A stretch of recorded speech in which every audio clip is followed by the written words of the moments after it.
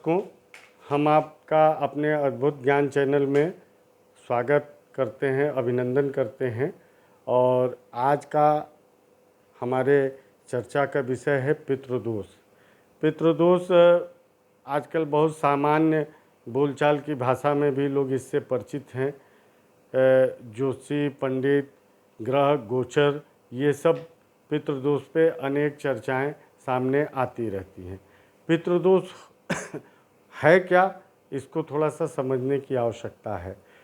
पितृदोष का, पितृ शब्द का ही हमारे परिवार के जो भी सदस्य हैं, अगर वो नहीं हैं, मृत हो चुके हैं, तो उनके कारण से उत्पन्न बाधाओं को पितृदोष कहते हैं।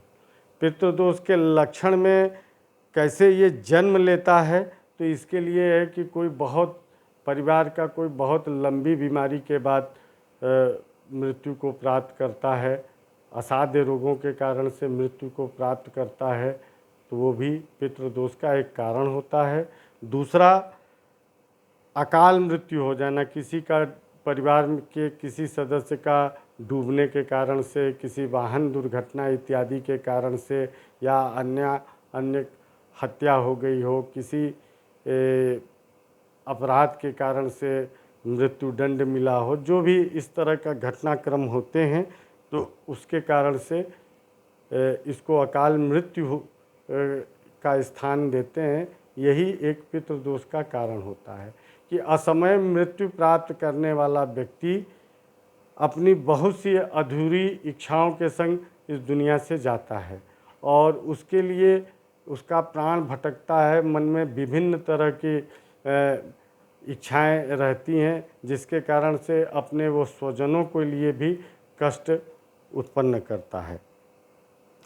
अतृप्त आत्माएं निश्चित रूप से जिस परिवार से जुड़ी रहती हैं, उनके बहुत से पक्षों को वो नुकसान पहुंचाती हैं। अब सामान्यतया आप कैसे इन पितृदोषों को पहचानेंगे, तो उसके लिए बताया जाता है कि अगर अपने परिवार में किसी बुजुर्ग व्यक्ति का बाल सफ़ेद होने के बाद पीला होना शुरू हो जाए, तो वो पितृदोष का लक्षण उसको कहते हैं। काली खांसी आना, वो भी पितृदोष का लक्षण होता है। और किसी व्यक्ति के ऊपर कोई बहुत बड़ा कलंक, अभियोग, अपराध लग जाए, वो भी पितृदोष का कारण होता है।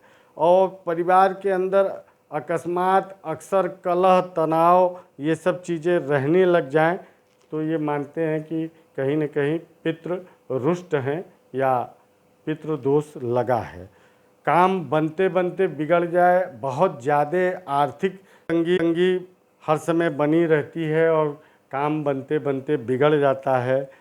इसके अलावा कोई न कोई सदस्य जो है स्वास्थ्य पक्ष से पीड़ित रहे, संतान वृद्धि में बाधक हो, उम्र से विवाह का न होना, विवाह में अति विलंब होना संतान के, ये भी है। अच्छी आय होने पे भी घर में बरकत न होना, पैसे का संचय न होना, ये सब सारे कारण जो हैं आपको पितृदोष के लक्षण देते हैं। पितृदोष से संबंधित ग्रहों की भी अगर हम स्थिति देखते हैं, तो इसमें सूर्य शनि का साथ होना, राहु का साथ होना, ये पितृदोष के लिए का कारक मानते हैं। इससे बहुत ज़्यादा मानसिक क्लेश और व्यग्रता मनुष्य के अंदर दिखाई देती है।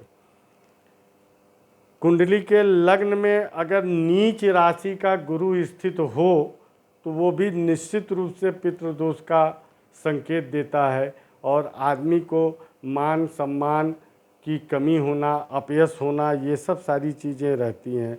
पंचम या नवम में नीच राशि का होके ग्रह बैठा हो और अशुभ ग्रह बैठा हो, वो भी पितृदोष का कारक होता है। राहु, केतु, सूर्य एक साथ किसी भाव में बैठे हों, तो वो भी पितृदोष का कारण होता है। तो ये सब बातें तो पितृदोष से संबंधित हैं।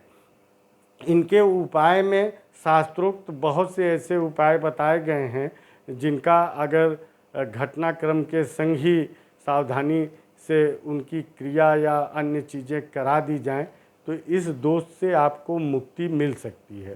सर्वप्रथम अगर परिवार में किसी का अकाल मृत्यु हुई हो, दुर्घटना के कारण या किसी असाध्य रोग के कारण उसकी मृत्यु हुई हो, तो ऐसी स्थिति में नारायण बलि अवश्य करा देना चाहिए।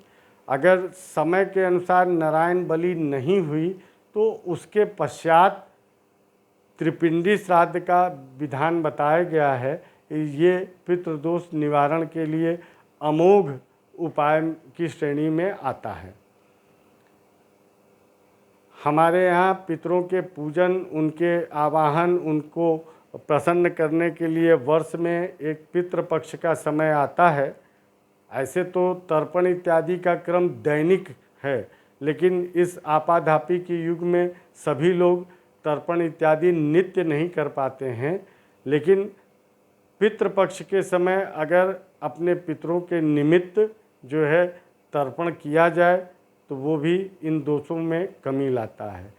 उसमें भी 2 ऐसे श्राद्ध हैं जिनको करने से आपके निकटतम जो पितृ होते हैं वो प्रसन्न होते हैं। शास्त्र में ये बताया गया है कि एकोदिष्ट श्राद्ध जो मात्र अपने माता पिता के लिए किया जाता है, इसके भी करने से आपको काफ़ी लाभ मिलेगा। इसके अतिरिक्त एक पार्वण श्राद्ध का क्रम होता है जिसमें 3 पक्षों का श्राद्ध किया जाता है। ये करने से भी परम शांति मिलती है। ये तो शास्त्रोक्त चीज़ें हो गई, लेकिन जो व्यवहारिक पक्षों में भी अगर आप अपने पितृगण का रोज़ स्मरण करते हैं, उनका ध्यान करते हैं, उनको श्रद्धापूर्वक प्रणाम करते हैं तो वो प्रसन्न रहते हैं।